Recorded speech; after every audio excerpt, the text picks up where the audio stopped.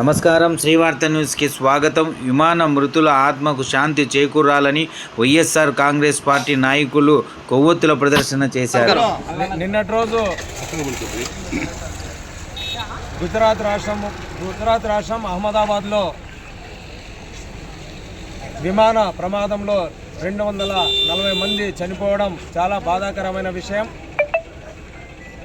నిన్నటి రోజు జరిగిన సంఘటనకు వైఎస్ఆర్ కాంగ్రెస్ పార్టీ తరఫున మన కదిరి నియోజకవర్గంలోని అన్ని మండలాల్లో కూడా చనిపోయిన వాళ్ళకు నివాళులు అర్పించాలని మక్బూల్ అహ్మద్ గారికి ఆదేశాల మేరకు ఈరోజు తలుపుల మండలంలో కూడా చనిపోయిన వాళ్ళందరికీ మేము నివాళులు అర్పిస్తున్నాము.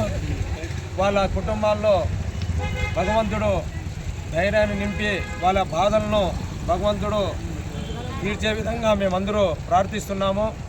చిన్న విమాన ప్రమాదంలో మరణించిన అందరికీ మనము సంతాపం తెలియజేస్తున్నాము. వైఎస్ఆర్ కాంగ్రెస్ పార్టీ తరఫున సంతాపం ఈరోజు రాష్ట్ర వ్యాప్తంగా ప్రకటించమని అధ్యక్షులు వైఎస్ జగన్మోహన్ రెడ్డి గారు ప్రకటించినారు. అందువల్ల వైఎస్ఆర్ దగ్గర అందరము రాష్ట్ర వ్యాప్తంగా మండలాల వారీగా మొత్తం సంతాపం ప్రకటిస్తున్నాము. ముఖ్యంగా రాష్ట్ర విమానయాన శాఖ మంత్రి రామ్మోహన్ నాయుడు గారు దీనికి పూర్తి బాధ్యత వహించి రాజీనామా చేయాలా.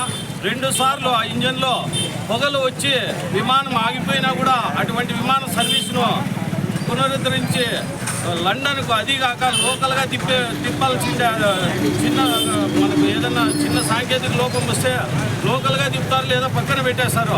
అటువంటిది అన్ని వేల కిలోమీటర్లు ప్రయాణించేదానికి అనుమతి ఇచ్చినారంటే దాని వెనక ఏం జరుగుతుందో పరమార్థం ఎంత నిర్లక్ష్యంగా వ్యవహరిస్తున్నారో.